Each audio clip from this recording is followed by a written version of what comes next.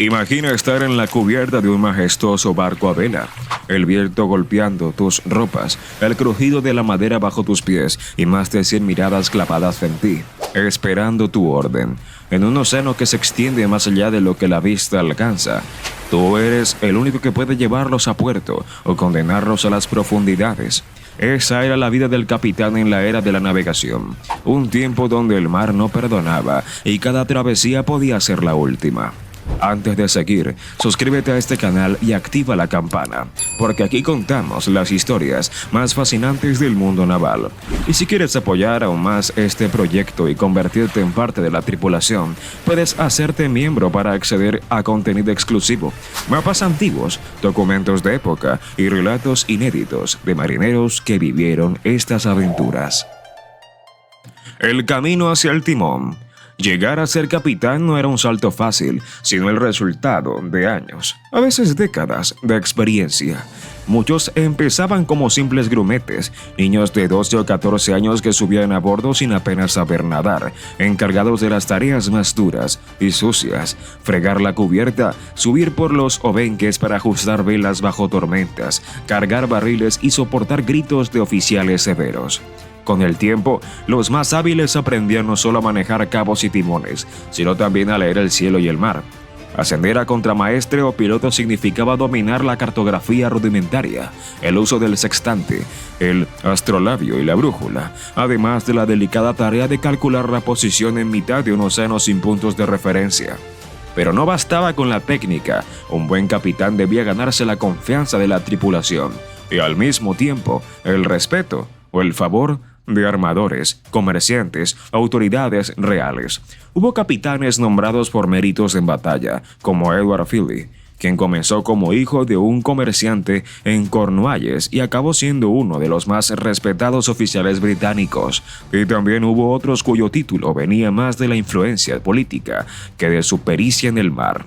El camino hacia el mando era largo, lleno de peligros y en muchos casos mortal antes de llegar al destino. La responsabilidad absoluta. Ser capitán en la era de la vela significaba vivir con una presión constante. Cada decisión, desde el momento exacto de virar hasta la elección de una ruta más corta pero peligrosa, podía costar vidas. La ley marítima era clara. El capitán era la máxima autoridad a bordo, su palabra era ley, y su poder incluía dictar castigos físicos, encadenar marineros rebeldes o en casos extremos condenarlos a muerte por motín. Esa autoridad era necesaria porque un barco no podía funcionar sin disciplina.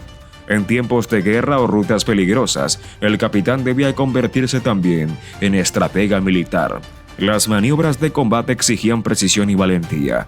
Capitanes como Blas de Leso, mutilado y con visión reducida, demostraron que el liderazgo no dependía de la fuerza física, sino de la capacidad de inspirar y tomar decisiones rápidas bajo fuego enemigo. Pero no todo era mando y gloria. El capitán debía velar por la salud de la tripulación, controlar las raciones de comida y agua y lidiar con enfermedades como el escorbuto o fiebres tropicales. Si algo salía mal, en los registros oficiales no quedaba el nombre del marinero que cometió el error, sino el del capitán. El arte de navegar. En la era de la vela, navegar no era cuestión de apretar un botón. Era un arte que combinaba ciencia, instinto y experiencia. Los capitanes aprendían a leer el mar como otros leen un libro.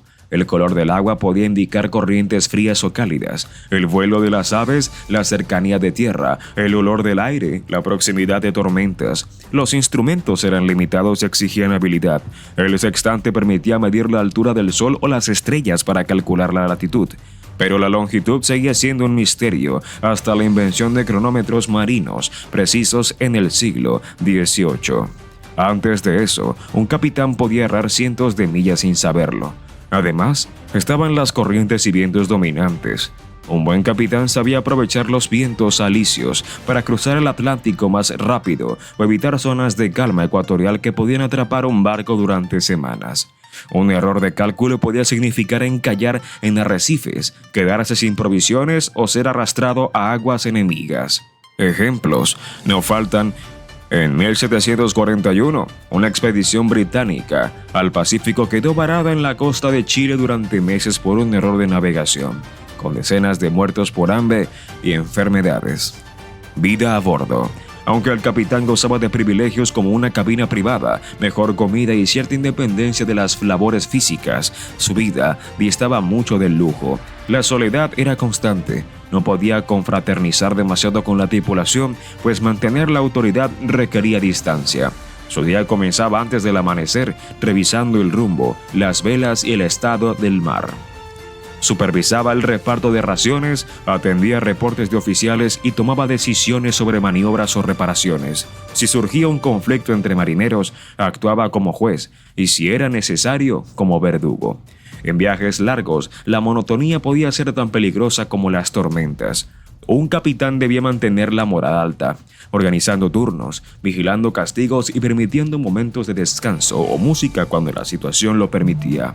Pero el mar era imprevisible. Una tormenta podía desatarse en minutos, y entonces todo el barco dependía de las órdenes rápidas y precisas del capitán. O un fallo podía costar el mástil o la nave entera. Entre la gloria y la tragedia, la carrera de un capitán podía terminar con aplausos o en el olvido. Algunos regresaban cargados de riquezas, con relatos de nuevos territorios y victorias navales que les daban fama eterna. Otros desaparecían sin dejar rastro, engullidos por el mar. Hubo capitanes que murieron defendiendo su barco, como Richard Grenville en 1591, quien luchó hasta el último hombre contra una flota española muy superior en la batalla de Flores. Otros, como James Cook, que había navegado casi todos los océanos conocidos, encontraron la muerte no en combate naval, sino en conflictos con pueblos locales durante exploraciones. Para un capitán, cada viaje era una apuesta, podía regresar como héroe o no regresar en absoluto. Y aún así, para muchos, el mar era un llamado imposible de ignorar. Ser capitán en la era de la navegación era vivir cada día al filo de la historia. Era cargar con vidas, riquezas y el orgullo de naciones enteras sobre un casco de madera y tela. Un cargo de honor, peligro y soledad que solo unos pocos elegidos podían soportar. Si quieres seguir explorando las historias reales que hicieron grande la historia naval, suscríbete ahora y únete a nuestra tripulación. El mar todavía guarda secretos y aquí vamos a contarlos.